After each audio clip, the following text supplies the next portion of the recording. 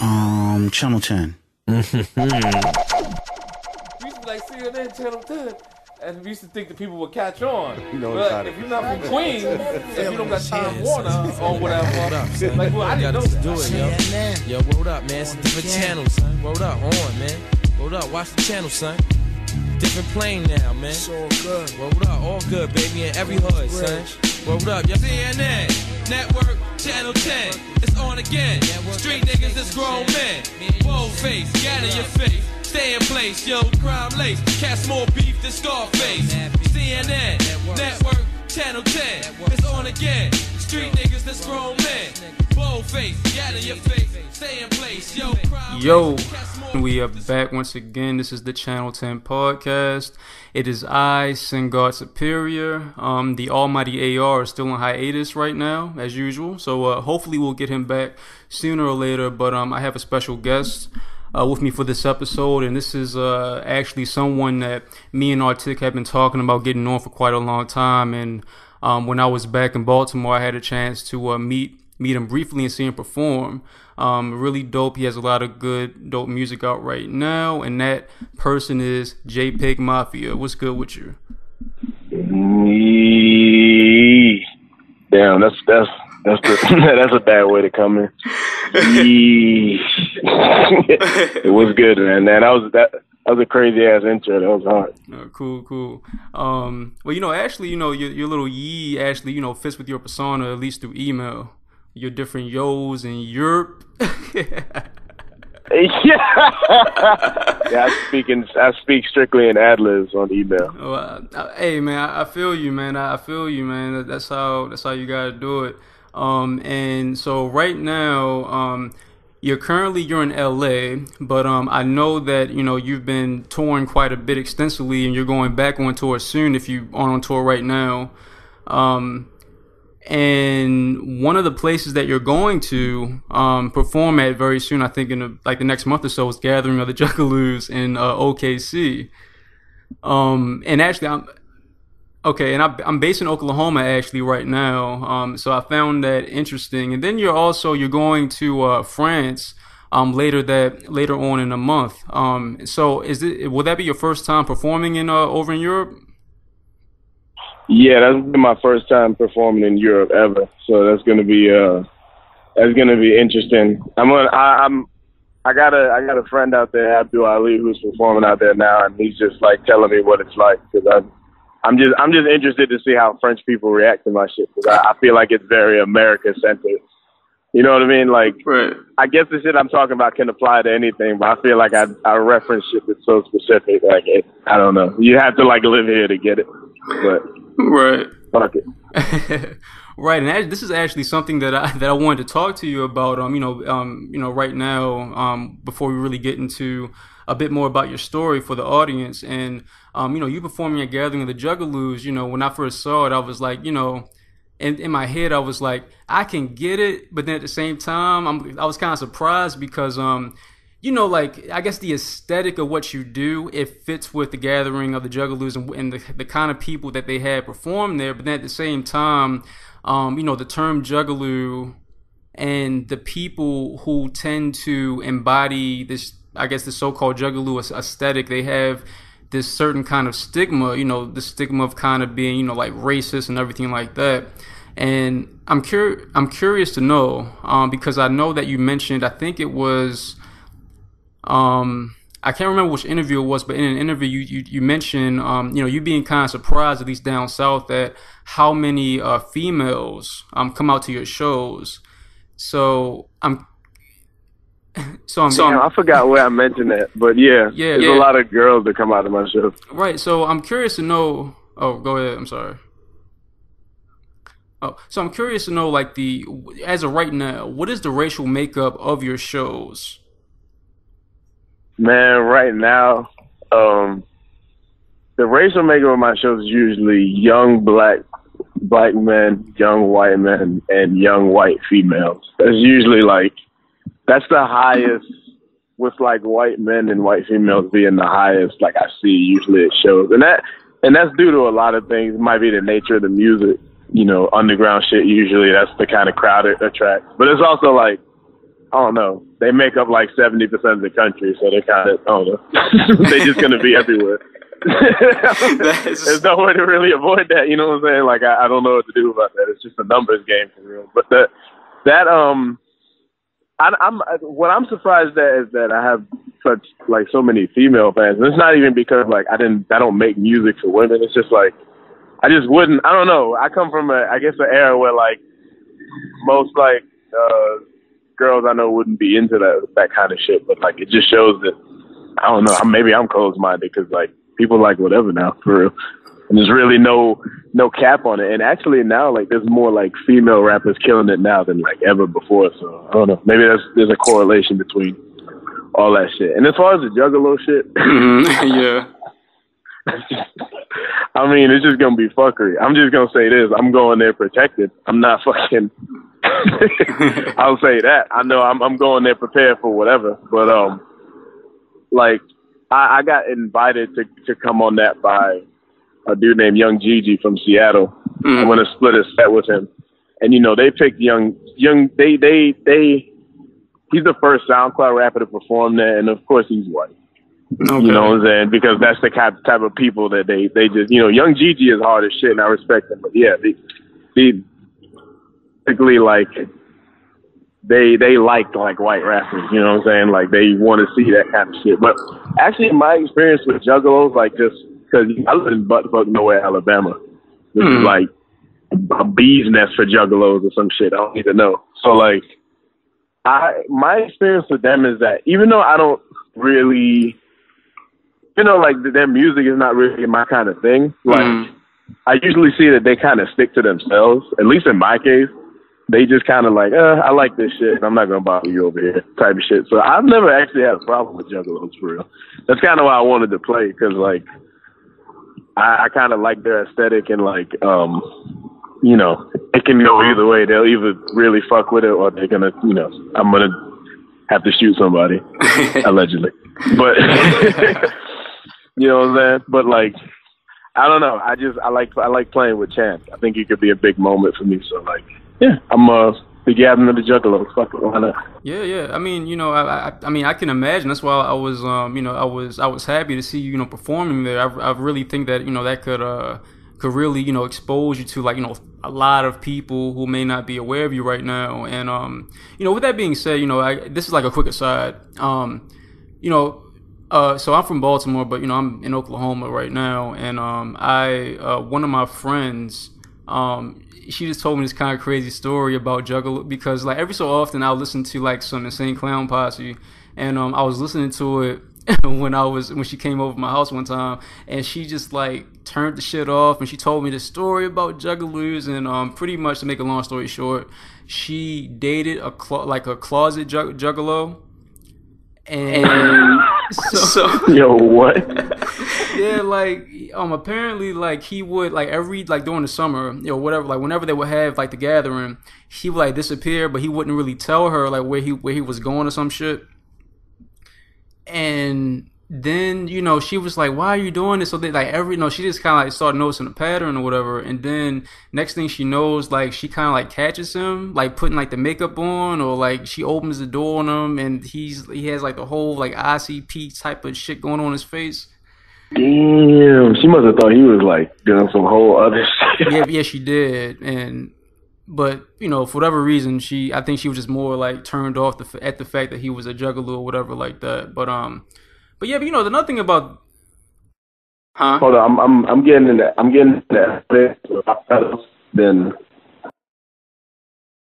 yeah, if I cut off, you can keep talking, but if I cut off, just, like, and if you don't hear me, like, saying anything for a minute, or you say what's up and I'm not there, just hang up and call me right back. All right, gotcha. Just elevated, just like lose service every time like I'm in this thing. But no, go ahead. All right, cool. Yeah, and then also another thing about you know, the Insane Clown Posse is that, I mean, you know, like, they've collaborated with quite a bit of black rappers. You know, like 3-6 is someone that really sticks out to me, like Esham. So, and every so often, I mean, they have black acts at gathering of the Juggalos. So I wouldn't really see, you know.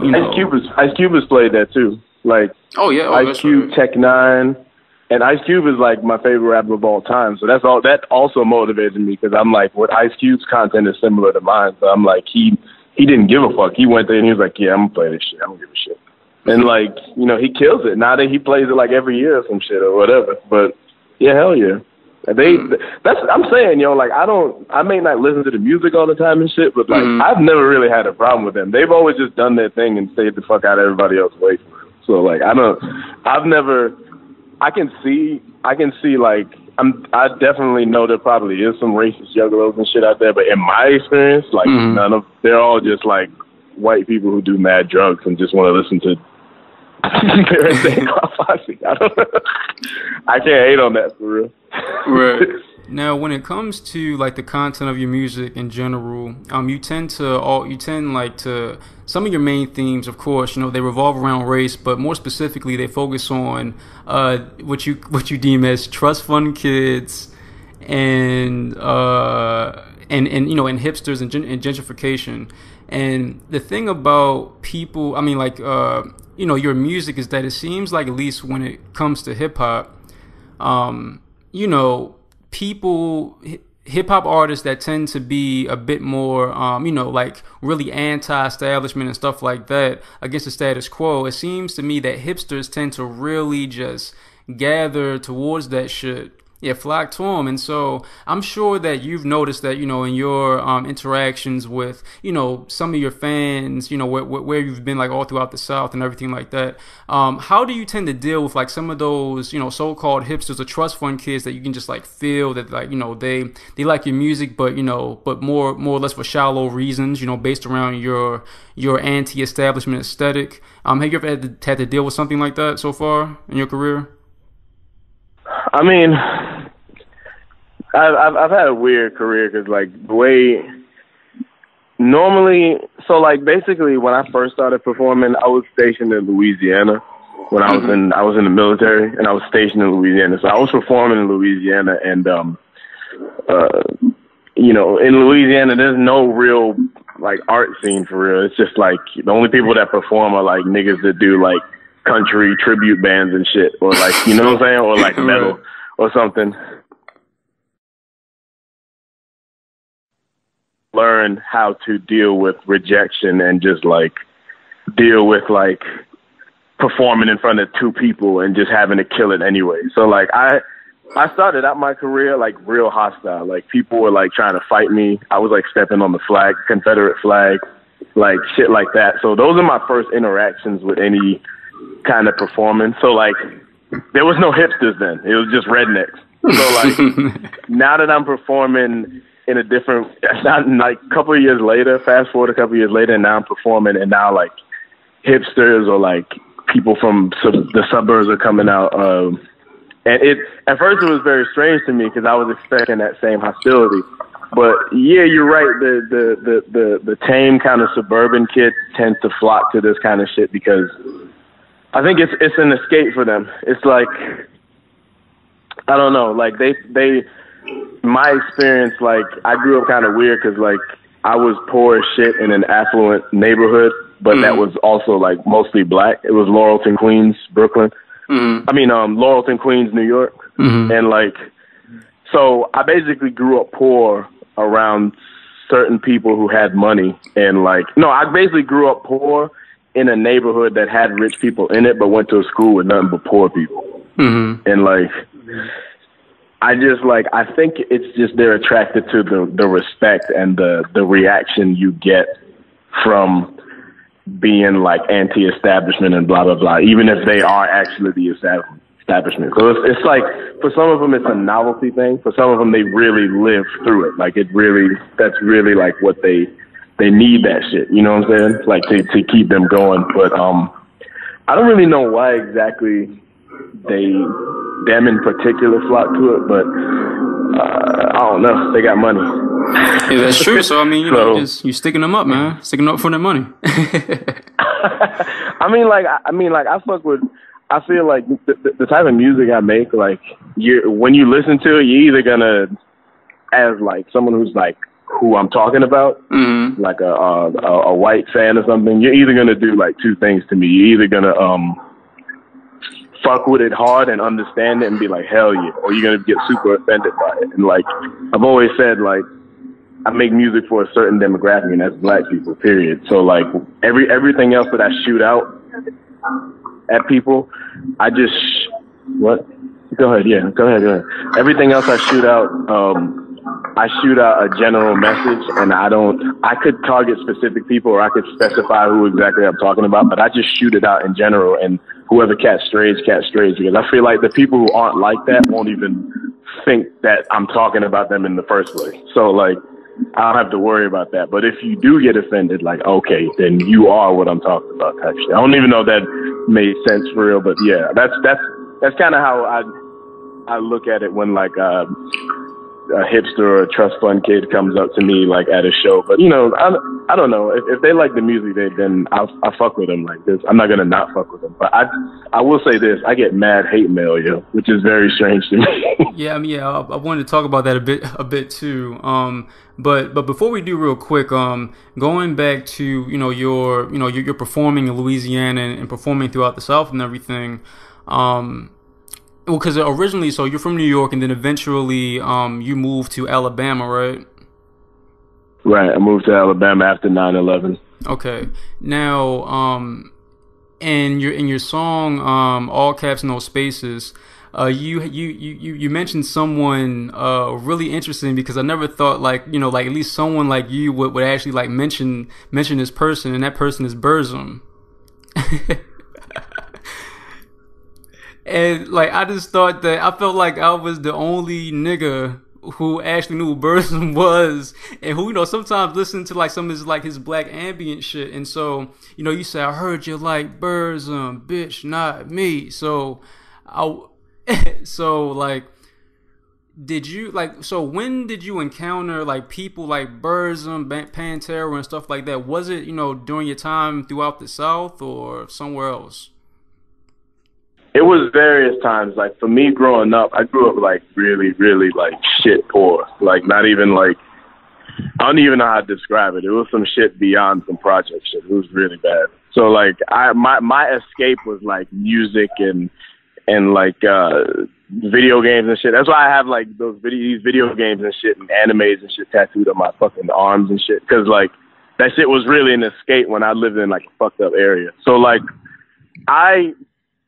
coming from a fucked up area at times, like there were times where like I'd go to a certain school or something like that. Like, 'cause I switched schools a lot too, and I'd feel like out of place. So I was trying to find myself. So I was getting into a whole bunch of shit. So like I like found my way to Burzum because I was listening to this band called Mayhem. Mm-hmm. It was like an old metal band from like the 90s. Like I got introduced to like rock from like a friend back in Queens, and I was just reading up, like, one of the dudes that was either in Mayhem or associated with him, it was a singer named Dead. Mm-hmm. And, like, his story is crazy. Like, he basically was just this emo-ass dude who shot himself in the face. Mm-hmm. And when his homie came in and saw him shot and, like, took a picture of it and used it as an album cover. And I was like, man, white people are crazy. Like, you know what I'm saying? So, like, from there, I just started learning about all these different bands, like Candlemass and like, I don't know, Screwdriver, just any like these weird, like metal and punk bands. And I found my way to Burzum because, Varg, whatever the fuck his last name is. Yeah. He killed one of the dudes from Mayhem. Right. Like yeah. Yeah, and he got locked up for a while, and I don't know, from between then and like him being wherever the fuck he is, he just decided, fuck it, I'm about to just be a fucking Nazi, like a motherfucker, So like, I was in just looking up bands, I discovered him, and I just started looking into him deeper. And when I looked into him, all I found was these videos of him just like wanting to kill like Jews and black people and shit. I'm just like, the fuck? I went in on him because like I feel like I could have been a fan. Like it saddens me that like I try to get into.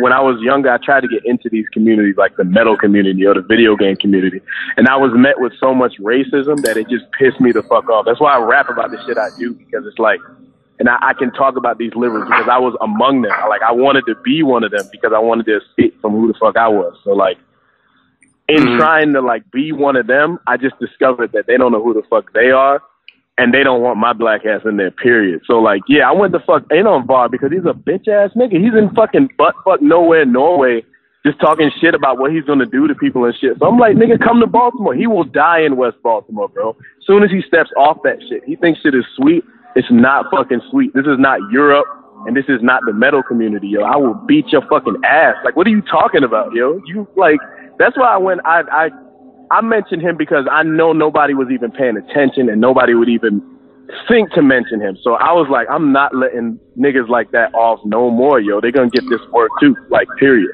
So yeah, my bad.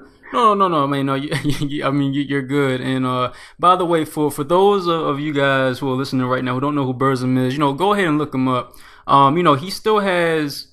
You look this nigga up because he still has like a YouTube page. He's still like active online. He posts like videos literally every week, and it tends to be about trying to make like this weird, European commune, and eventually all black people, all Jews will die off eventually. And actually, he came out with a board game like 2 years ago or something like that.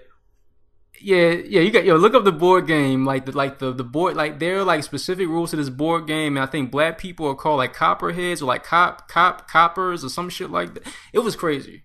Anyway, what you see what I'm saying? Like, I ain't gonna, like, the lyrics to All Caps No Spaces, like some specific parts were written a long ass time ago, like when I was like a teenager type shit. Like I wrote them like so long ago, and it's just because like I was hearing, I'm not surprised by shit like that no more, but when I was hearing shit like that, this nigga made a racist board game. I was just so pissed, yo, because I was like, I tried to be in your community, yo.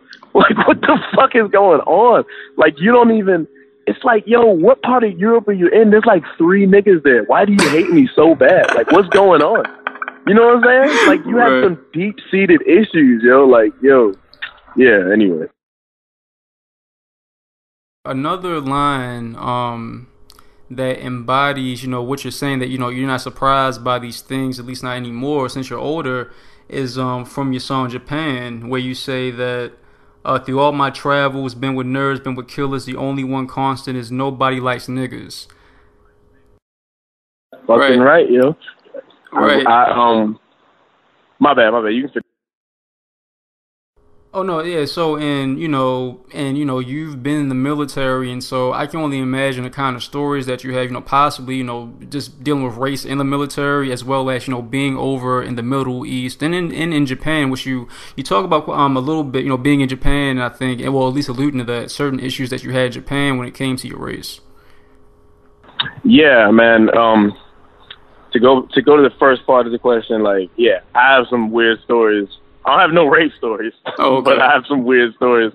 But I'm glad you mentioned that, because that actually is like a big problem in the military, like just rape in general. But it's not reported on in the news because, the military is like the Boy Scouts, and nobody, you know what I'm saying? Like, they really protect the image of the military in the country. So, but, yeah, I got some crazy ass stories, but like to comment on the Japan shit. Yeah, I was in Japan for a while, man, and like, that's another thing that kind of hurt me because, like, I'm a big fan of the Japanese culture. Like I said, like, I escaped through anime a lot of times when I was younger. So, like, I went over there blindly, thinking, Japan is just this big fucking, like, I was being closed-minded, honestly. I went over there thinking Japan is like this big fucking, I don't know, anime fest or some shit like that, and everybody is understanding and blah, blah, blah. But what I discovered is, like, while it's not like some kind of, like, it's not like the Bible Belt type racism where it's like outright and blah, blah, blah, but they also harbor the same kind of, like, I don't know, disgraceful views of black people, like, as just lesser beings in general. And that's not, I'm not speaking for everybody. I'm just saying I have experienced it over there as well. And that was sad to me because, like, you know what I'm saying? Again, this is a community. I didn't want to be from Japan, but I just respected the community a lot. So I was just like, I don't really understand what's the basis here. And it made me even more upset because it's like you don't even have, like, at least a white person who joined the Klan can say he got punched in the arm by a nigga at some point. I got mad and I joined the Klan. But it's just like, even though that doesn't make sense, at least it's something to go off of. It's just like, bro, again, there's what, 3 niggas in Japan, and I was one of them at the time. What basis do you even have to dislike it? So you know what I'm saying? So it's like it's getting it all from American media and shit like that. And that, to me, I don't respect that, because you dick riding somebody else's hate. What kind of shit is that? What kind of ass backward ass shit is that? That doesn't even make sense. It's just like you can't even come up with your own hate. And then I just started, I don't know you, I just started noticing weird shit. Like I wanted to do an anime at one point, and I went to draw it with my homie, and my homie started drawing the characters looking like white people, and I was like, what the fuck? And then like another time, like I went to like a homegirl's house, and her mother had like a picture of a white baby, like just in the house, and I asked like, what is this for? And she was like, it's for inspiration or something like that. Wow. And I was like, what? Wow. I was just like, what? So yeah, I wrote that song Japan to be like, Japan is a beautiful country with hella culture and like so many beautiful people, but it's not, I think people, especially like young black men who might be in the anime and shit like that, they might think that it's some kind of like utopia. And I'm just letting them know, like, no, those same races, the same subtle racism and whatever kind of racism you deal with over here, you're probably going to deal with it over here also, because, you know, nobody likes niggas, yo. I've been everywhere around the world. I've been to Kuwait, Iraq, fucking Germany. Nobody likes niggas. It's just a thing. No one likes us, yo. I don't know why. I can't figure it out. But every fucking country I ever went to that's the common factor there. Like, nobody likes us. So I'm just like, I need niggas to understand that, so that they know that the only people we got is us, and that's it. Nobody's gonna help you. So yeah, that's my information. Right. Now, so were you still in the military when you went to Japan, or was this after the military? This was right after I got out of the military. I went to Japan, and I lived there I still had my military ID card, so I was on Okinawa Air Force Base. Oh, okay, that's what's up. Now, you mentioned somewhere that you saved up your money in the military, and with that money that you saved, you bought equipment mostly. So, being a producer myself and everything like that, I'm curious to know what kind of equipment that you purchased during that period. Well, back then, this is like 2009, 2010. I was deployed. I was in Kuwait. I just got from Iraq, and I went to Kuwait. And Iraq is like hell. I didn't even order nothing there. Internet didn't even work for real. But like in Kuwait, it's also considered a danger zone, but it was like it wasn't hostile or anything. So it was more time to chill. So I would it took like a day to download albums. So I would just like queue up an album on my internet and just like listen to it and just study, just listen to like so much different type of shit. And then like look up people's equipment and just like figure out what they did, figure out what I need to do. So I bought I basically, with the money I got, because I was getting hazard duty pay, so I used that shit to buy I used it to buy every DAW, every DAW except Ableton. Because Ableton, I didn't know, Ableton wasn't a thing at the time, but I would have got that too. And I just studied on some like One Punch Man shit and just like studied and learned every last one of them until like I knew the whole fucking thing in and out. So I bought all that. I bought like, keyboards and hardware and mics and blah, blah, blah. Some of that shit I still actually use to this day. But yeah, I use that money to get equipment that I would never be able to afford otherwise. So yeah, I'm grateful for that, because if I didn't, then I'll probably, I'd still be trying to buy a mic from Kmart, trying to record my first tape. But yeah, I'm glad I used the military, because I used the military to hone my skills and just figure out, get all the mistakes out the way. Like I was just like, I know whatever I do first is not going to be. Well, I did shit before that, but I was like, I know whatever I release first, I might not be satisfied with it later, but whatever. I'm gonna do it, and I'm gonna be as creative as possible. And because of that, I was able to become who I am today. Right now, you while while there were like bombs hurling over your head, you were, you know, making beats, because I believe you were really only off on Saturdays, right? That's right. Yeah, 6 days a week, 1 day off. And damn, you really did your homework. Shit. I try my best, man. You know, it seems to me, just like when it comes to your output, you know, I guess from you know, like when you were still Devon Hendrix up until now, you have a pretty decent output. And so I can only help but imagine that, you know, kind of being in that atmosphere and, like, you know, saying, she only got fucking Saturday, I gotta, you know, do these beats, I gotta do this, I gotta do that, that you learned how to record, write, and produce, you know, rather quickly. Is that correct? Well, I've been producing beforehand since I was like 14. Okay. But I didn't really decide to be. I didn't decide to become like a rapper until I was 18. So that time, I just took what I already knew and just like went further than that, and just tried to learn everything I could about producing, and I taught myself how to mix and master. And then I also used that time to really hone my writing skills. Like, I don't think this tape is online anymore, but I have the first tape I ever released, which was this tape called Generation Y. If you listen to it, the bars are mad dense because I was just sitting in a fucking hole in the desert writing all day.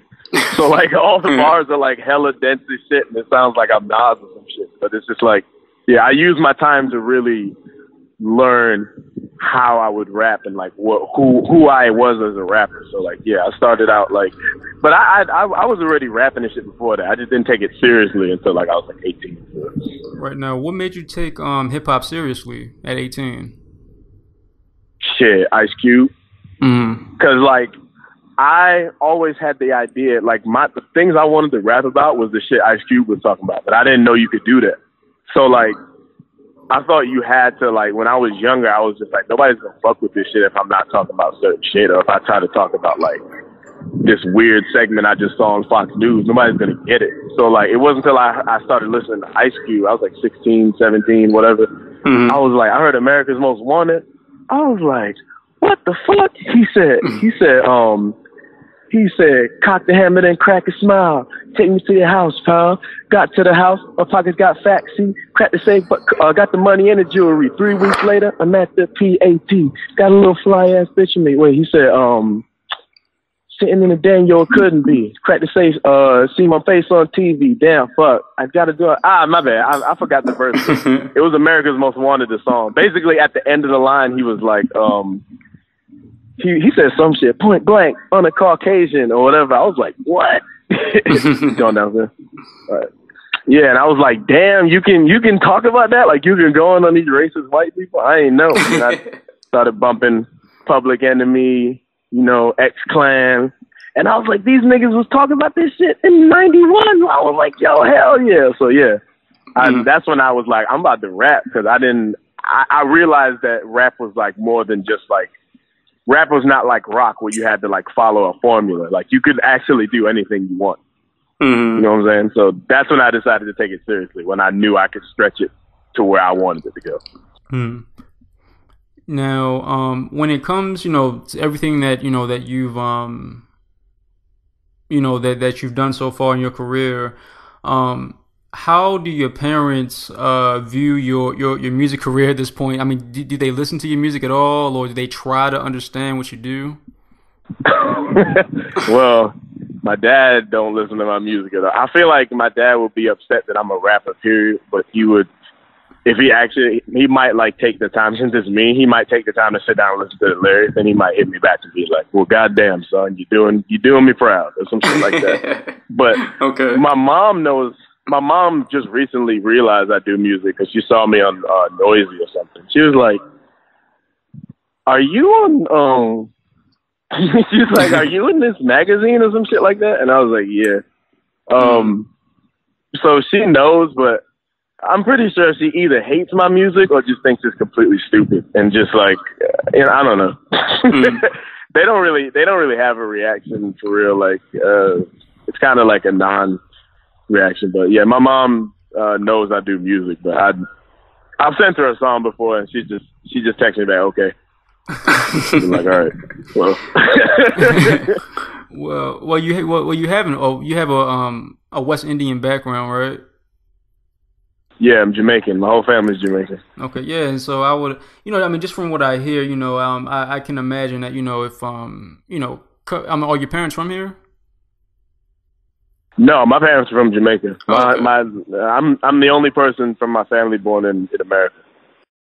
Yeah, I mean, yeah. So, I mean, I would imagine that coming from that kind of background, they really probably wanted you to go the so-called straight and narrow, and kind of act like a trust fund kid, for lack of a better term.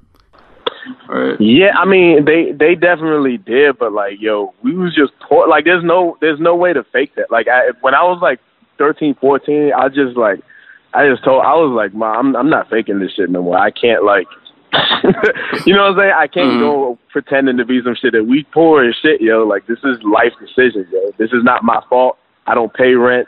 This is something that you did, and I don't have no part in it. I'm just brought up in this shit, so I'm just gonna act exactly like where the fuck I'm from, and I own that shit, But like, yeah, they definitely wanted me to probably do some other shit, but as long as I'm making money, I don't think they care. Right? Yeah, I think that's all that matters at the end of the day. And you also you have a brother too, right? Yeah, I had a brother. I have 3 of them, but I got 2 now. But I don't. My family's kind of split up, so I don't really talk to them for it. Okay, now I know that in an interview you mentioned something about a brother and like getting locked up. Is that the one that you were like raised with? I was raised around him. Mm-hmm. He passed away right before we moved to Alabama, but I grew up with him, but like he was way older than me when I was coming up.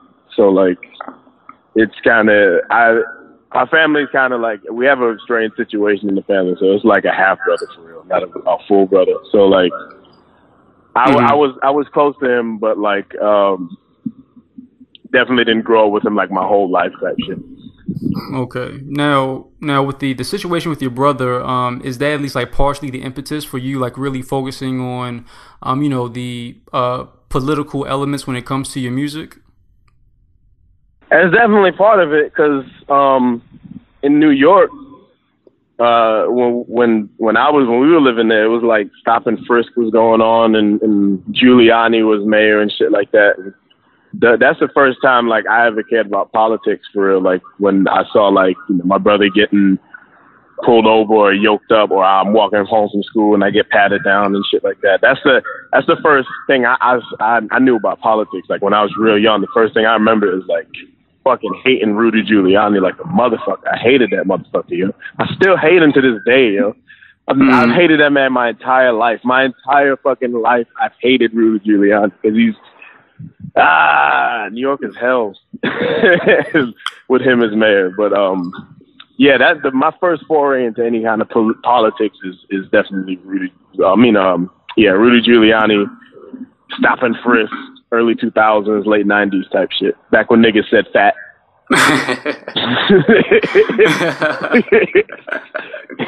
Yo, that's fat, son. Real talk. Yeah. Like what? And then when you go to Alabama, then you just kind of experience like certain, racist shit, like, like really like just straight up. Yeah, man. Yeah, like almost immediately. So this dude rolled by. Like the first day I was walking home from school, this dude rolled by.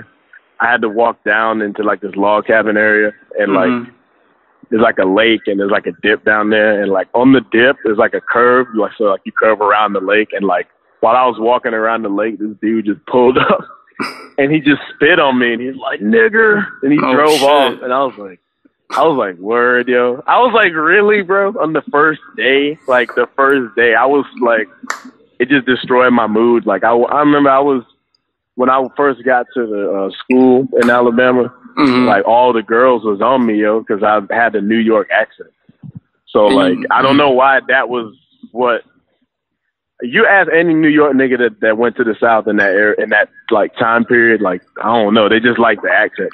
I have no idea why, but one of these white girls was just talking to me about some shit. I don't even know, yo. I really don't know what this girl was talking about. She was asking me about like the Iron Bowl or something. I didn't even know what that shit was at the time. I was just like, I don't know what you're talking about, bitch. And then, but like, as we're having this conversation, like, this white boy in the corner, like, threw a fucking orange at me, yo. He threw a fucking orange at me, and then, like, I looked over there, and he's just looking at me with this look like he wanted to, like, eat me or something. I'm like, yo, what the fuck is going on in Alabama, yo? That shit was fucking traumatizing, yo. I had to go to school every day. I look forward to getting away from school, and then eventually I was just like, man, fuck this shit. And then I realized you get brolic on white boys, and they like back down for real. Man. So yeah. And you know, when it comes to, you know, your views on you know, like white people right now, and you know, in this age of Trump, you tend to talk a lot about, or what I call liberal white racism, and that, you know, these white liberals, a lot of them, you know, not saying that all of them aren't like this, but a lot of them, they think or they claim they're for a cause. But what you tend to always point out is the fact that, you know, you say all these things, but you don't have to like directly deal with it like how we have to. So like, you know, when people spitting on you and shit like that. So, and this is something that I noticed too, you know, being here and doing what I do here, you know, like, when like Trump became president, you know, all these white people, you know, they're kind of falling over on themselves. What are we going to do? And then in my head, I'm like, yo, you guys are fucking white. Like, none of these, like, you know, these crazy ass, you know, like, fucking right-wing lunatics are going to fuck with y'all. They don't really give a fuck unless you openly say some shit about, you know, being against Trump. It's like a nigga like us that... Exactly. Yeah. Right. They not stunting them unless they directly oppose them. You're right. I'm so glad you said that. Yeah. Right. I had a conversation with two people, and one woman said like, well, you know, I'm really afraid because I'm Jewish. Now, mind you, you would never know she's Jewish. Another one said, well, I'm Mexican. Never know she's Mexican. You know what I'm saying? So it just kind of kills me. I hate when people try to play that oppression Olympic shit. It's just like, you know, at the end of the day, if you have to tell somebody something before they know, then you're more protected than we are, because it don't matter where we go or what situation we're in. We just black. Like, we can't be like, pretend not to be, you know what I'm saying? I go to a Klan meeting, I'm the same way. You go to a Klan meeting, you don't got to tell them you're Jewish, for real. You just got to be like, you know, leave that out. But like, you know what I'm saying? Like, you can't hide this, for real. So it's like, people be trying to play that oppression Olympic shit, and it's disrespectful, yo. It's just like, it shows the disrespect people have for niggas in general, to even try to come at it like that. Like, to be like, well, you guys aren't the only one who are oppressed type shit. And I'm like, really, bro? Is this what? Yeah. And when it comes to you know, like, I think like the best embodiment of how you view like white liberalism is actually from Man Purse, your newest single out right now that you just recently came out with, and you say that I sip liberal tears from a dirty glass made with Obama's hope. Shit is so dope and so fucking deep. Like, you know, like, what was going through your mind like when you wrote down that line, if you can recall it all? I ain't even write that joint, yo. I freestyled it. You know, I was trying to because I've had that beat for a minute. I made that beat like a long time ago, and then like I only had the first part written. It was like a completely different song before, but I redid it, and I only had the first part written, and I was trying to come up with something for the back half. So I just started mumbling, and I was actually just using the same flow I did on I Might Vote for Donald Trump. So like, I started doing that, and then I just came up with that right there, and I was like, oh shit, and then I sat down and wrote the rest of it, because like that part came off like off top, like that whole first part. I sip little tears from a dirty glass filled with Obama's hope. All right, better take notes. Found a better way to use a rope, and I just went from there. Yeah, right. Now, when it comes to like white liberalism, you mentioned in the interview that like a lot of your hate mail comes from like these so-called liberals. So like, what kind of shit did they say in this hate mail to you? Man, I get the weirdest. I had one dude. He sent me a message. He sent me a picture of He sent me a picture of like this Asian girl who like hung herself in a bath or something, and like she had maggots in her mouth, and then all he typed in it was "niggered" with a D at the end, and it was just that picture, and I'm like, word. Another time, like somebody wrote me a message. She was like, "You are a fucking black supremacist, and I will not engage in any kind of," and I was just like, what the fuck? Yeah, I get so much, like, I'm planning on, I shouldn't even reveal this, but like, I'm taking pictures of all of them, and I'm gonna make like a PDF of just all the weird ass emails I get, because I get so many, and it's very strange. Like, the weirdest one was definitely like, I got an email from this dude. He was like, "Hi there, I'm a 35-year-old white man, and I love hip hop, and I'm not racist in any way, but I just want to ask you something, see what your opinion is on it. I have a puppet called Chip the Black Boy. I was wondering if you'd like to do a song with him. You might know him from something with David Lee Hart." And I just looked at this shit, and it had like a video attached, and I was just like, yo, what in the fuck is going on, yo? Like, what is going on in my life? I had to just sit down for a second and just be like, what is it? Why would you email that to me and think I'd be like, yeah, bet, let's do it? Like, you know what I'm saying? Yeah. Like, yeah, I get a lot of those emails, and I'm gonna save them because it proves the point. Like I've been saying this whole time, like these liberals, they're getting exposed because of Trump. That's one of the only good things that come out of this Trump shit. Like the Democrats are really like exposing themselves for how fucking bigoted and racist they are. Like with the Bill Maher shit recently. Yeah. What made him think he could say that? Like, you know, like granted, like I've heard the argument like it's not that big of a deal, and it's not. Like at the end of the day, I don't actually like really care that much. But just the fact that he thinks he's 60 fucking something years old, he's a grown ass man. Why would he even think to say that, even joking? Like the implications of that. Like what the fuck is going on, yo? And that's the mindset of them, yo. Like they get real comfortable and they think they're one of you, but like you know, I read this thing from Thurgood Marshall, I think. Mm-hmm. I might be getting it wrong, but I remember he was trying to like fight he was a free slave, and he was trying to fight for the advocacy of like slaves. Mm-hmm. And he's working with this white dude from New York or something. And then after slavery, and they formed a union, and then they were fighting slavery all these years. And like when slavery ended, the white dude hit him up and was like, "All right, man, you're free, good to go, see you later," type shit. And then Thurgood Marshall was like, he was like, "What? Like, wait a minute, we free, but what do we have? We have nothing. We can't read, we can't write. You just left us out for dust." And then the white dude was like, I wanted to free you guys just because I feel slavery is like morally wrong, but you're not my equal. Right. Like, don't get it twisted, like type shit. He basically told him like that, and that's the mentality a lot of these people have. A lot of these liberals who march with you and shit like that. It's just like you're an accessory to them. You're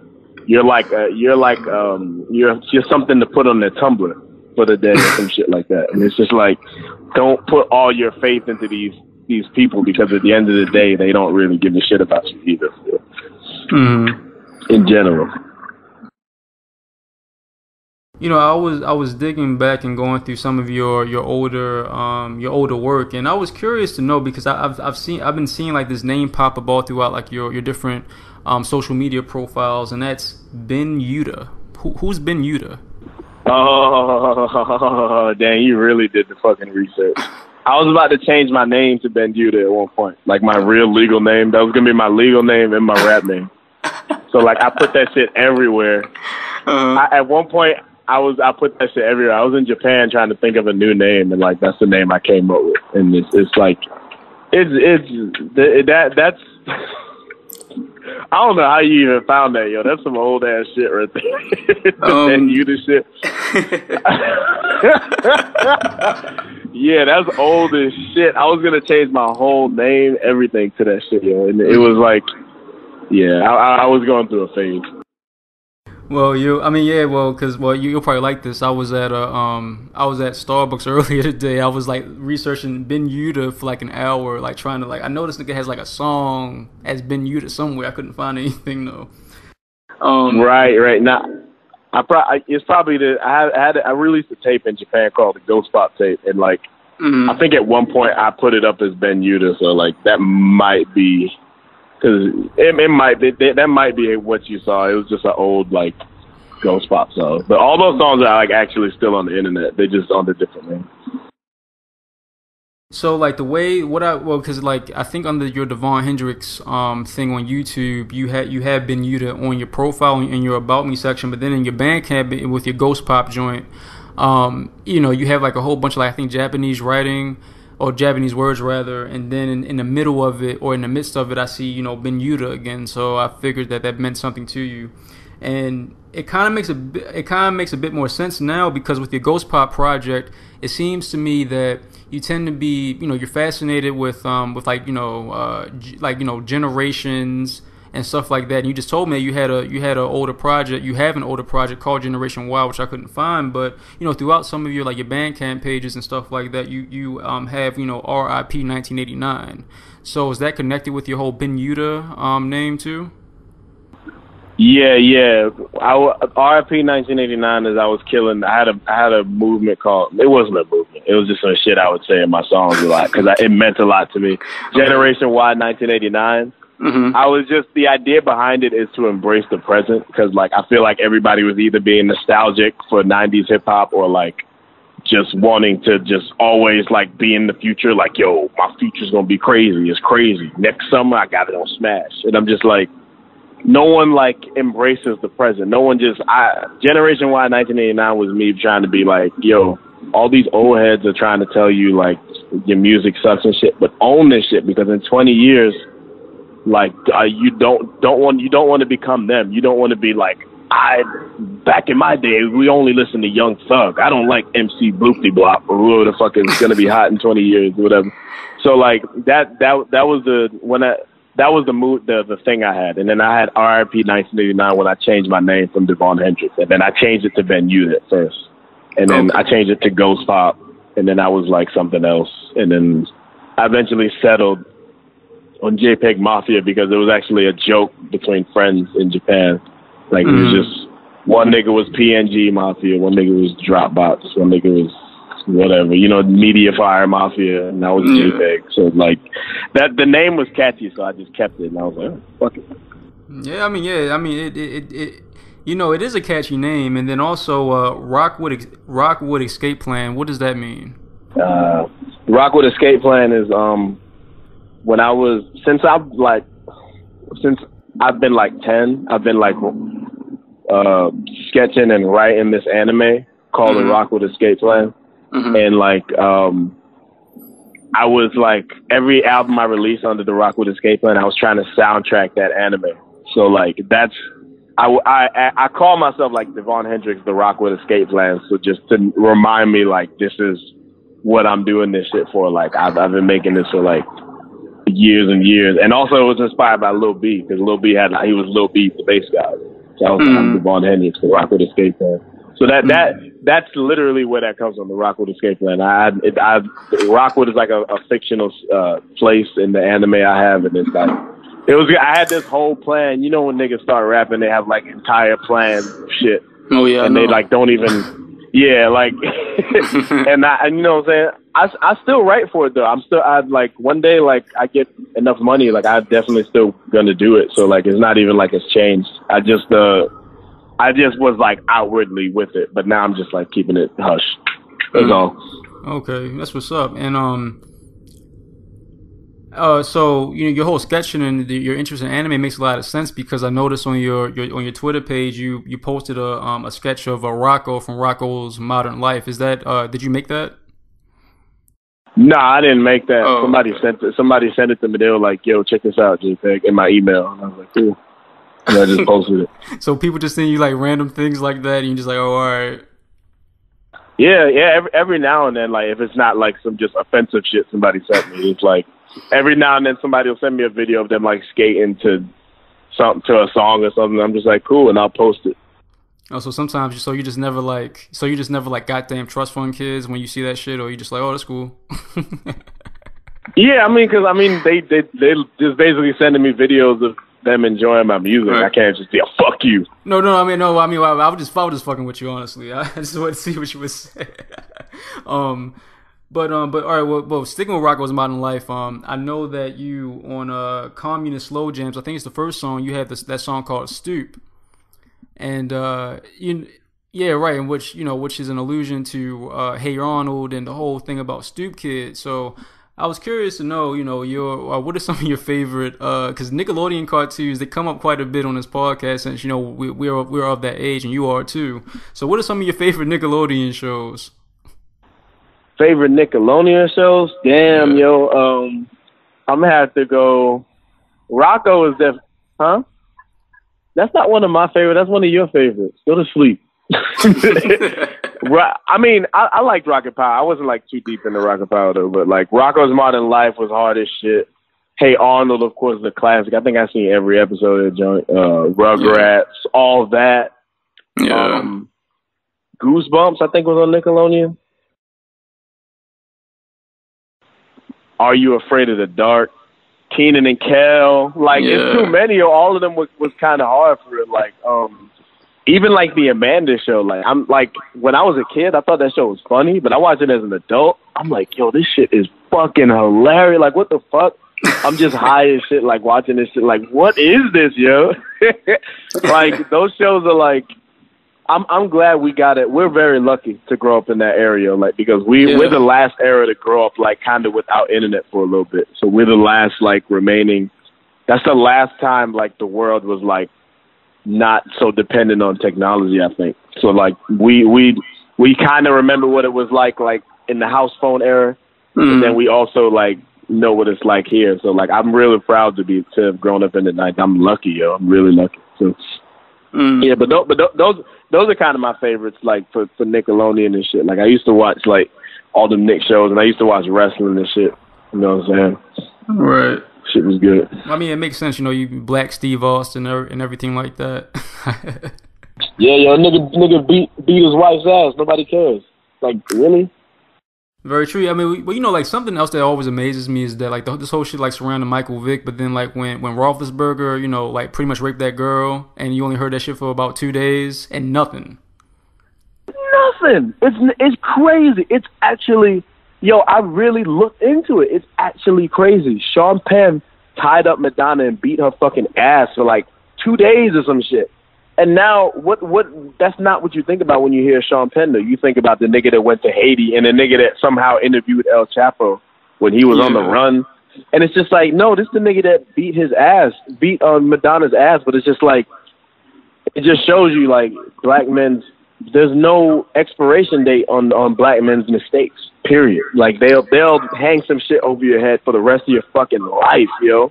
But they'll forgive like the worst shit, like Woody Allen and shit still gets like Lifetime Achievements Awards, like Roman Polanski, like all these fucked up deranged ass people, yo, that people let slide.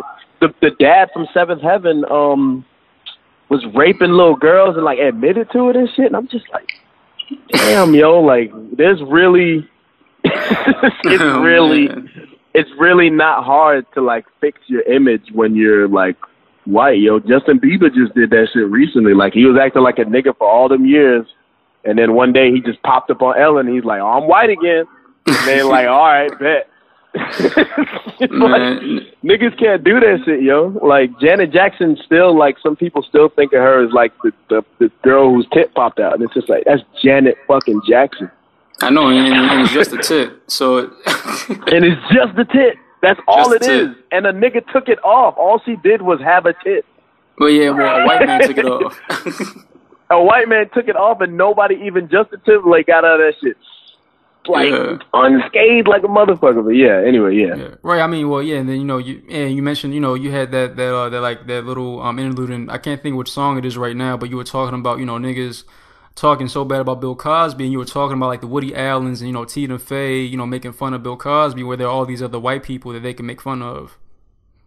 That was Waves. I remember that. I remember that was Waves. That was in the middle of it because at the time, like, this was like when there was only like one person accusing him of it, and they like jumped out the window on that nigga, yo. So I was just like, damn, because I'm not even like a huge fan of Bill Cosby, like even pre-rape shit and shit like that, like, because my first introduction to Bill Cosby was him, that pound cake speech where he was telling niggas to pull their pants up and shit. So I've never had a good opinion of him, like, ever, because I never really watched the Cosby Show, to be honest. So like, I just jumped out the window and defended that, like, at the time, because it was just, he had like one accuser or whatever. And I jumped out the window because, I already, even at that time, I saw like the differences, because at that time, like, the dad from Seventh Heaven had admitted that he raped little girls like the same week or some shit. And I was just like, you guys are jumping out the window on this man, and you're not doing the same to these white men that are doing the same kind of shit, yo. And like, that's a common thing, yo. So like, Tina Fey and Amy Poehler, they made like some kind of joke about him or some shit, and I was just like, where's the jokes for Roman Polanski? Where's the jokes for Woody Allen? Where's the jokes for these people that you people hang around, yo? But yet you jumping out the window on this man, like, fuck that shit.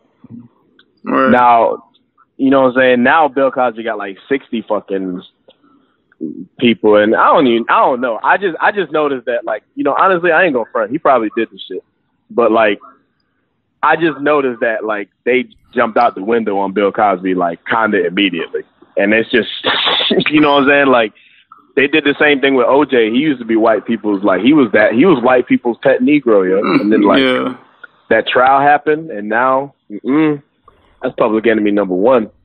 I mean, right, man. Like, I mean, because the thing about you is that, you know, what I've noticed is, I just had this feeling that, you know, when you talk about like Bill Cosby's or whatever like that, I sense that you're not exactly protecting them. You're just trying to make a larger point as to, you know, whenever a black person does something, there's always like a double standard when it comes to a Bill Cosby.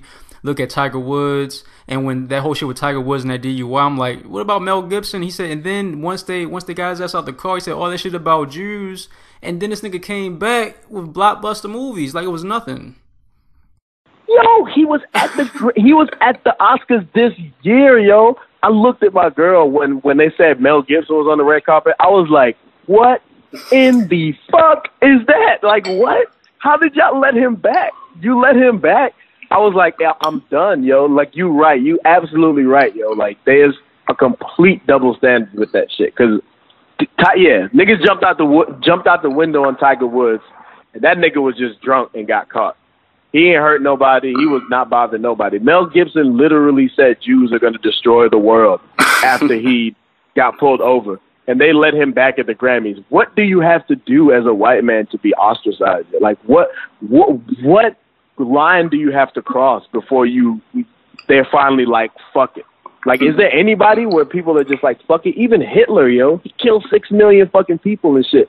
Niggas worship this dude. In high school, this nigga gave me Mein Kampf. He was like, read it, you'll learn something. And I was just like, yo, you can look up to that nigga. If you can look up to a nigga, that murked 6 million people for no fucking reason, for real, like, I don't even know what to tell you, bro. Like, I have no words for you, bro.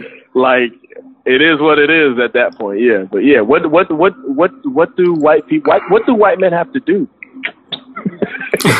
to get like the full brunt of like scrutiny that black men get? That black men and black women get. I don't know. I do not know. Right. Now, I want to like go a bit, like I want to talk a little bit about like the structure of your songs and everything like that. It seems to me that, you know, now as JPEG Mafia, your songs are you know, rather long, between like 5 and 6 minutes, and it seems to me that they've kind of like your song length has increased compared to when you were like Ghost Pop and, you know, Devon Hendrix. Not saying that they weren't, you know, kind of in the same range, but it seems to me like with I think with like your Ghost Pop stuff, you had like a lot of like, you know, instrumental interludes, and then it seems to me that as JPEG Mafia, you've kind of merged those together to let the song breathe. And so, if that's correct, is it because you're trying to like have some kind of like breakdown, so like the listener can kind of like take a break from like some of your dense lyrics and like the heaviness of your lyrics? Yeah, that's actually that's part of the reason for sure. I want to I know a lot of this shit. I try to approach everything. I try not to beat niggas over the head and be preachy and shit like that. That's my homie Wago the 90, who's from Maryland. Mm-hmm. He described me one time as a non-preachy political rapper, and like I know that like I want niggas to still jig to it. You know what I'm saying? I still be bumping, you know, Kodak Black and all these niggas who like don't maybe not talk about politics and all this like quote unquote serious shit. But I want to keep the musicality, because like the production and like the way the songs are structured, I'm trying to really like make something that's not been heard before. So I'll put things in there that some people might take out, or some people might like not understand. Like in Digital Blackface, this song I have called Digital Blackface, there's a part where I warped this R&B sample like hard as shit, like in the middle of it, and I just let it ride for like a minute, just because I don't give a fuck, yo. I was just like, yo, fuck it, like who's stopping me? I can do whatever the fuck I want, like for real. I'm gonna do this because like even if people don't fuck with it now, somebody may look back at it later and be like, oh shit, that dude was on to something. Or they might look back and be like, nah, that was trash. But like, I don't know. I don't like go into every song like thinking to do something specifically. Every beat I make, I freestyle it. I don't go into it like with an idea. Sometimes I might be like, I want to do something that sounds like this. Everything is just made up like on the spot. So like it just builds itself. However I feel like the song is structured and begins and ends, I just kind of format it that way, and then I rap around it basically. So that's why I like this breakdowns and shit, because they start the beats just start as like pieces of work on their own, and then I just try to format my ideas on top of it.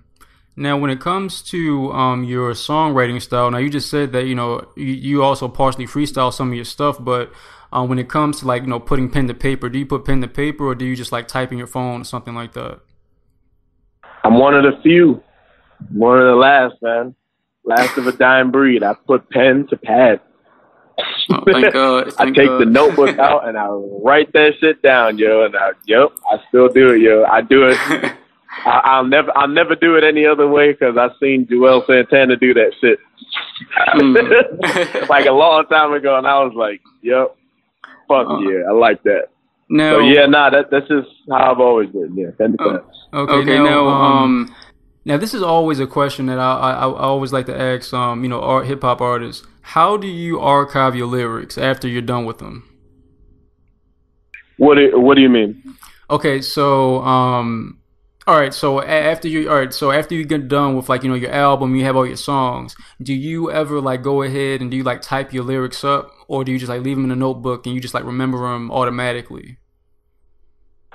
Oh, well, for me, like since I write it, like after I write it down, or like after I come up with it, I might not remember it exactly immediately after, but like basically when I record it, that's basically when I commit it to memory. Because after I record it and I listen to it a bunch of times, because I also mix and master it and shit like that. So like it's hard for me not to remember my lyrics, because I just hear them so many times. Like I have to loop it, and like I have to like mix a certain section, so I might hear like one lyric over and over again. So it's basically, for me, after I record it, it's committed to memory pretty much. And then after I mix it and master it, it basically becomes muscle memory. Like I can rap Blank Ben Carson in my sleep, because I literally can think of something else while I'm rapping that song.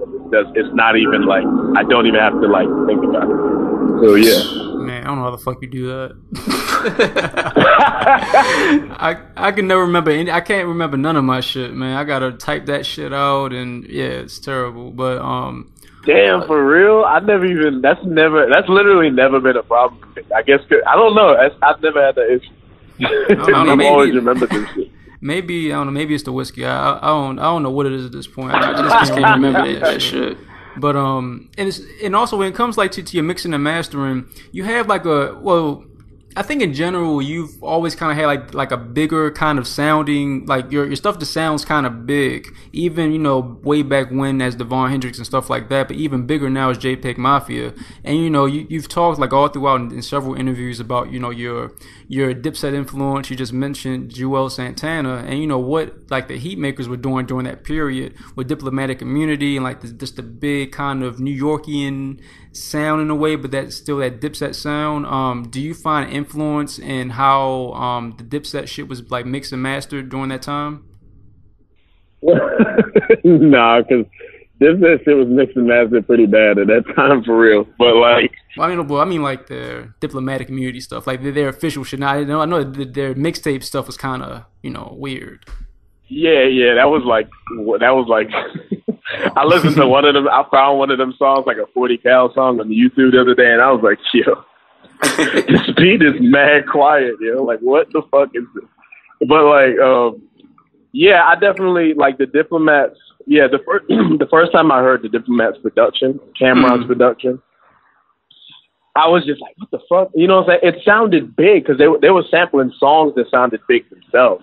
Yeah. And I was just trying to figure out why I liked it so much. I was trying to figure out like how did they get that sound? And that's how I discovered like sampling and shit. But I try to make my songs sound big because a lot of the artists I listen to, that's what they sound like Arca and like Throbbing Gristles or Bad Brains. They would like they made their songs like the songs like after you're done with them, you just feel like you've been through some shit. Like I always just want my songs to sound like beefy and hearty, and it's just like it leaves an impression on you when you're finished. So I mix it in that way. I get mixing techniques from like Dr. Dre and people like this because Dr. Dre is like a master at mixing and mixing and mastering. He's like, woo, he's the best. You know what I'm saying? And then, but the biggest influence for me on that is Kanye because Kanye, what's important about making these songs sound big is like, it's usually not complicated stuff. It's just like bringing out something simple about the song. And like, that's where I try to like hone my skill at because Kanye is the best at that. I don't even know how he does it, He's the absolute best at taking like an idea and just presenting it in a crazy way. So that's what I try to do. I try to take complex ideas and present them in simple ways, in ways that'll make you jig rather than turn you off. So some people might not like Arthur because it's too weird, but I want to present it in a way that, this is what you hear when you hear Arthur. That's like what I hear, you know what I'm saying? And I put my own spin on it and blah, blah, blah. Yeah. So, yeah. Cool. Yeah. And then also, like for your stuff to be, I guess alternative or have the alternative aesthetic, it's pretty bouncy. You can bounce to a lot of your shit, and so I can only help but imagine that reggae influence as a kid you kind of bring into your music too. Yep, reggae, the dancehall influence. Like my dad had so many records back in the day: Rankin Dread, Michael Prophet, Cuddy Ranks. Yeah, Gunman, you hip, Junior Reed. Yellowman, like all these people, like if you listen to that shit close, that's where all, like these trap tags and shit, like all these DJ tags and crazy noises and shit, it all came from that, Like that's where it came from. Like you listen to old dancehall records, they be running shit back and talking before the song and shit. Yeah. That shit came straight from the dancehall shit. But yeah, dancehall, early dancehall and like roots reggae and shit like that, it's like what I get from them is I take an idea and I keep it steady. Like they have like something steady about the song and then stuff changing around it. So it might have a steady melody. The melody might not change, but the drums are just going insane around it and shit like that. And that's a lot of reggae is like that. Like it's deceptively complex. It's presented real simple, but there's a lot going on for it. So yeah, I definitely get a huge influence from that. Right, because I think one of the best songs in your catalog that really kind of exemplifies this influence is All Caps No Spaces. When the latter half of it, when it breaks down and it becomes like a bit slower, but it still has like this bounciness toward it, and like in the bass. And the bass kind of remind like the what you did with the bass, the pattern of it. It reminds me of like some Rankin Tuyan, like some How the West Was One type of shit. Like the way that you do it, and I'm curious to know, like, because, you know, when you think of reggae, you think of, you know, how they mix their stuff down, and really, they really just focus on the drums and the bass. So is it difficult, well, I guess you master it at this point, but is it difficult trying to really, like, keep the bass within, like, a certain, like, place when you're trying to build all these other things around it? It's techniques you gotta learn, because, like, like that bass on All Caps No Spaces, I could have actually, like, I actually had it hitting like a normal 808 at first, but then I don't know, I just decided to just crank it all the way up and see what happened, and it just swallowed the song up, and I just thought it sounded so fucking hard, because it just sounded like the song the beat was falling over itself or something. So I like it. Like, finding out where to put the 808 is something, like, as a lot of producers, like, nowadays have mastered, like Metro Boomin, and then all these people, like, they build songs, like, around the bass kind of, and it's like it's difficult at first, but once you understand what you're doing, you find techniques to, like, keep it sitting in the pocket, and then you can, like, do whatever. Once you know how to control it, you can make it do whatever the fuck you want. So, like, and I love it because bass was like an afterthought back in the day. It was like something that was, like, put on at the end, or, like, nobody thought about it, and now it's just, like, the main thing in songs now. I think that's so fucking funny. Like, if you take a trap song from today and put it in the 70s and let niggas in the 70s hear it, they'd be like, what? Like, what the fuck is this? You're like, what the hell is even, like, what? It's so futuristic, low-key. And, like, yeah. So it's difficult, but it's like, to me, it's fun, like, learning shit like that. I'm always learning about, like, new techniques and shit like that. Gotta keep everything fresh. Right. Now, you know, finally, I want to talk a bit more about, you know, you're coming to Baltimore and everything like that, because you know, like, you're like the first Baltimore person we've had on since Joshua Harris, and that was a while ago, probably a little less than a year ago, and it seems to me that, you know, Communist Slow Jams, you mentioned in an interview that, you know, it came out, I believe, 2015, right? Like, right before the uprising, but you recorded these songs, like, you know, some years before that, right? Or at least some of them. Some of them are old, but most of it was recorded in 2013, 2014. Yeah, because it seems to me that it's a mixture of some of your older things, because like some of your Devon Hendrix stuff, you know, they're really synthy. They have, like, more of a laid back vibe to them, and they sound essentially like some kind of like Japanese influence kind of style in a way. And also, yeah, right. And also, you know, when it comes to, like, your music then, it was, I would say, a bit more introspective, you know, because it seems to me that you're talking it seems a bit more personal compared to, you know, how you came out as JPEG Mafia. And so, Communist Slow Jams is a bit more, it's a mix of that. So you can see like the JPEG Mafia that we know now, like, really come out, but then it's still like a mixture of, you know, you talking about, you know, your mom, you know, kind of leaving home and stuff like that. So when you came to Baltimore, you know, what was like the first week in Baltimore like for you? What was that feeling like? The first week? Yeah. It was interesting. When I first moved to Baltimore, I was staying with a friend in Columbia. So I was staying there and, like, driving to Baltimore. So, like, the first week, it was weird. I was just adjusting to it, and I went to Baltimore for the first time, and I was like, damn, this shit is crazy. And then, like, I just tried to, from then I tried to, like, look up, like, scenes or, like, places to perform. And I remember I think I tried to go perform at this place called I forgot what the Passion Poets.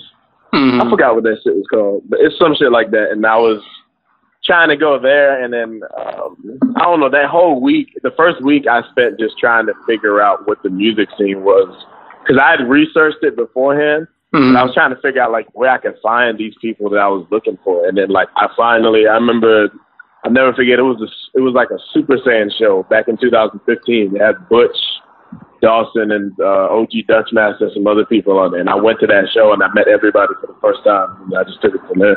I started going back to that was at the Crown. It was the first time I ever went to the Crown. And like that first week, I was just going back and forth.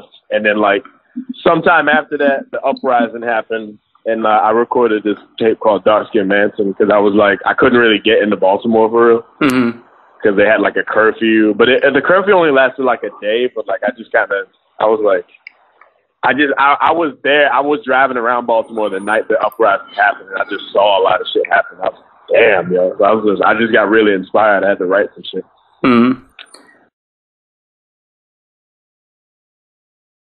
I think I've been based in Oklahoma like going on 3 years now, and so I'm from Baltimore, and every time I go back, I really only get to go back like once a year now. And when every time I go back, it's like, especially after the uprising, like shit is always changing. And way back when, like the hip hop scene wasn't, at least there really wasn't like there was, but not like how it is today. There wasn't really like this underground kind of avant-garde kind of scene, like with you and like Abdul Ali and stuff like that. And so like me going to the Crown, when I met you, because me and my cousin, who's also the co-host of the show, he's not around right now for some reason. But anyway, I came back and he was like, yo, we gotta do something. And I had to go down that area to see like what it was like, after reading like a lot of Brandon Soderbergh's type of stuff, his writing on the scene. And then you just happened, yeah, we had him on once, and and just so it was I don't know, it was like it was meant to be, because I think like the second week I came, he was like, yo, JPEG Mafia's performing. I said, oh, we gotta see this man. So, and I got to see you in person and everything like that. So that was really dope. And it seems to me that, just from the outside looking in, because it's so weird, because I just feel so removed now, but like back in the day, like the one of the places to go to was like the Five Seasons. You had like Verb, you had Comp, and during that time, a rapper every so often, from Baltimore, they would get like a deal, but then it was like the stigma, because like if you got a deal, like nothing would happen. And so Baltimore just kind of seemed like this, and so, for lack of a better term, like trap. Since I was kind of a part of that scene in certain ways in like the mid 2000s. And now it just seems so different. And now, would you say that at least for the underground scene, or so-called underground scene in Baltimore, is the Crown kind of like the epicenter of that? I would have to say so. It's where we perform the most often. It's the most reliable one. I have a show coming up there on the 30th. Actually, I booked myself, and I think I'm playing there again the next month.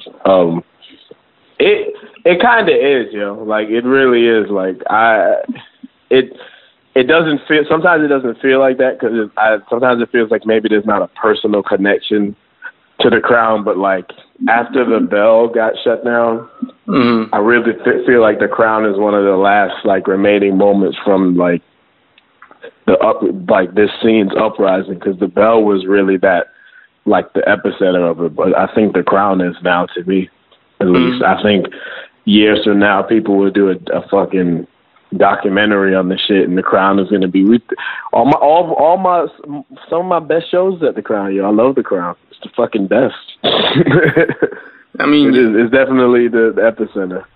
I mean, yeah, like when we went, like we got there kind of early, and we kind of, just like from our experience, like in some of the older places from way back when in the music scene, they wouldn't really fill up like that. It used to be like this. Pretty much, a rapper would come, but he would come with like his whole entire crew, and that would be like the majority of the audience, and they will leave after. Yeah, I know.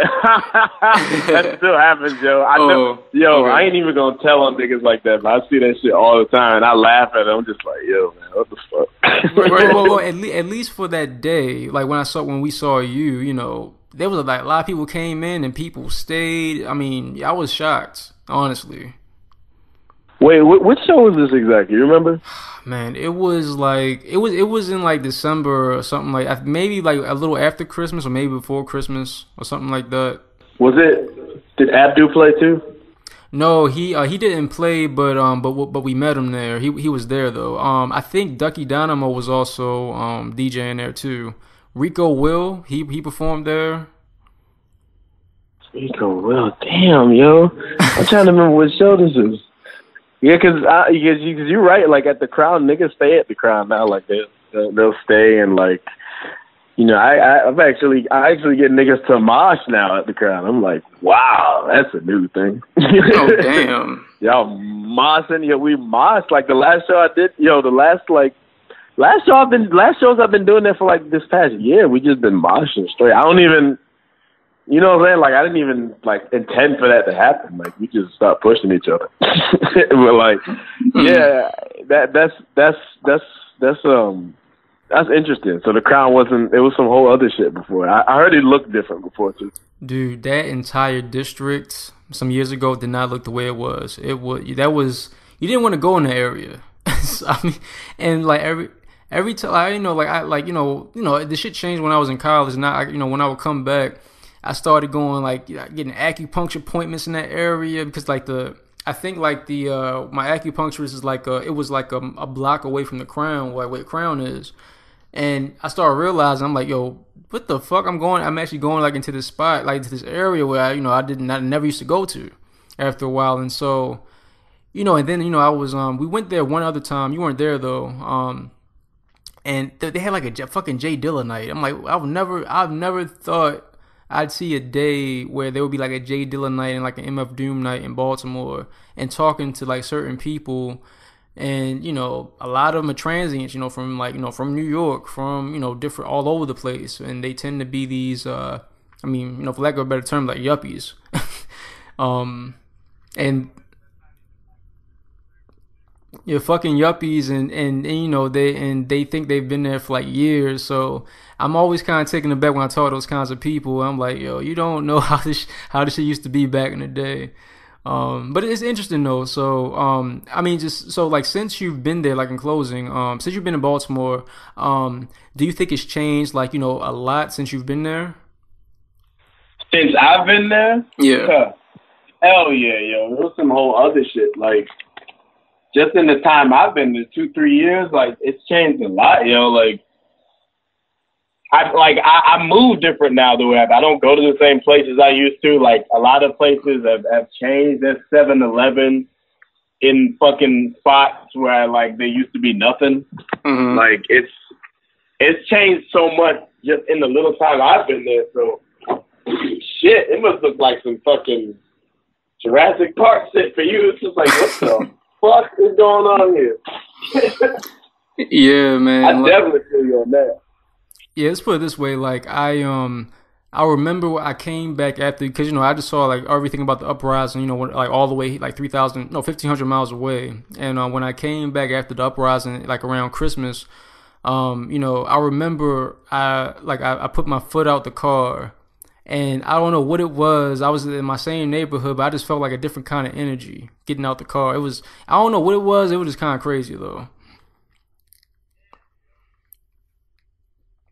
Yeah, like, riding. Yeah, like riding through and stuff like that, and people tell me like, it's not what you're used to, a lot of shit has changed, and I'm like, God damn, it has. I didn't think, that was entirely true, but I completely think so now. Yeah, man. Shit gets real different around here. Like, just, I don't know. A lot of it is that gentrification and shit. I've definitely seen that firsthand too since I've been here. Just in the short time I've been there, so a lot of that. Yeah, a whole lot of that shit. Yeah, I mean, yeah, no doubt. But I mean, I guess in certain ways, I really think gentrification has at least helped the music scene, at least when it comes to the Crown, because that area has been partially gentrified at least. So I guess in certain ways it's for the better, but yeah, no doubt. Yeah, definitely. I mean, I understand what gentrification is at its roots. Mm-hmm. I just in New York at least, it's just a sinister thing behind it. They're just pushing people out of their communities. A lot of people can't afford the rent. They have to shut down their businesses that they've owned for years, and it's just like a blatant disregard for culture. Right. But like, yeah, gentrification at its core, I guess it's not really supposed to be like that, but you know, white people got a hold of it. Yeah, well, yeah. I mean, well, I can't wait to hear what else you got to say about all this stuff with your upcoming project called Veteran, right? Oh man, I can't wait for people to hear this shit, man. I'm really attempting to make something people have not ever actually heard before. Really, I don't know. This is gonna be my catchiest album, and it's also gonna be like, I don't know. This album's either gonna make me or break me. I'll say that. That's all I can say about that. Damn. All right. So, well, also, I mean to ask you this. How did you get associated with Brian and Death Bomb Arc and everything like that? When I released Dark Skin Manson, I released it with this. I used to sell it with these DVDs. Okay. It was these DVDs where the DVDs are basically just porn, and like with my music over it. Okay. And like a lot of people was buying them like in real life. Like I would sell them like outside the Bell, or I go to the county and sell them, and people like fuck with them. And somehow I guess one of them got one of the DVDs to him. Mm-hmm. He discovered me somehow, and he emailed me and asked me can he sell it on his site? He'll buy a bunch, and I gave him like 20, and he sold them out real quick. And then we just had a working relationship since then. But he was like, I'm in Death Bomb. I own Death Bomb Mark. We do this, and this, and then we just started talking from there. Damn, that's crazy. I wasn't aware about those DVDs actually. You can if you type in my name and then and Dark Skin Manson movie, or if you type or you find my Vimeo. It's on my Vimeo. The content of the DVD, it's on there. Oh shit! Yeah, it's on my Vimeo. Well, I mean, is this like? Do you just like take like from different porn movies, or like this, or is this like actually you? I mean, I don't know. I don't want to spoil the recipe, so I don't know. Just decide me. All right. You can just take a look at it, but it's interesting to say the least. Hey, no doubt. Well, it sounds interesting. And with all that being said, just go ahead and plug all your social media and everything like that for people who want to know more about you and everything like that. Bet. You can find me on Twitter at Dark Skin Manson. You know what I'm saying? I'm the only Jpeg Mafia on fucking Twitter, so I'm not hard to find. You can find me on Instagram, Jpeg Mafia, SoundCloud, Jpeg Mafia. Go on my Bandcamp, everybody, and fucking buy merch, yo. I need rent money. Help. Donate to a starving black child. I need it. Yeah, buy the merch, yo. My man's we make the merch on demand. We got good shit on there. Yes, Jules tweeted about like whatever she tweeted the other day when she was just like, "Can I wear this shirt?" And the shirt said "niggas lie a lot" or something like that. Mm-hmm. And she deleted that tweet. I kept that shit and put it on a shirt so you can have it on you forever. Oh man. Go on there, yo. Buy the shirt, promote JPEG, and I'm trying to be Lil Uzi Vert next year. Come on. And then the weekend the year after that. Yeah, so yeah. You can find me on Apple Music and all that shit if you type my name in, Jpeg Mafia. All right. Or just download a lot of your shit, straight from your Mediafire or whatever like that, from what I've seen. Yeah. And you can, like, my website has everything. It has the merch, all my videos, all my music and download. Everything's on my website if you want to go to that too. Yeah. All right. JPEGMAFIA.net. JPEGMAFIA.net. And I dummy proof everything. So, like, you can't miss it. Like, anytime you click my name on anything, like, it's probably like, if you're trying to download some shit, it's real easy. I make it very not complicated. No doubt. Well, JPEG Mafia, thanks so much for coming on. You know, I appreciate it. We've been, like I said before in the beginning, we've been talking about getting you on for the longest time. And, you know, this time, you know, with you working on a new project, I just figured that it was a perfect time to do it. I'm really bummed out that my co-host couldn't be a part of this, but, you know, I'm happy I got you on nonetheless. Yeah, hell yeah, man. This is probably this is probably the best interview I think I've ever had, yo. Like, this is pretty good. Like, I got to discuss, like, a lot of people, they focus on, like, the controversial elements of, like, the shit I do, but it's rare that people just ask me about my musical process, because I feel like that's, when I'm making shit, that's what I'm thinking about a lot of times, is, like, the structure and shit. So you're probably the first person to ask me, like, you know, the way you structure your songs and shit like that. You did your research. You knew about Ben Yuta. I give you a fucking, you get a 9.9 fucking best new interview. Fuck that shit. Put it in the Hall of Fame.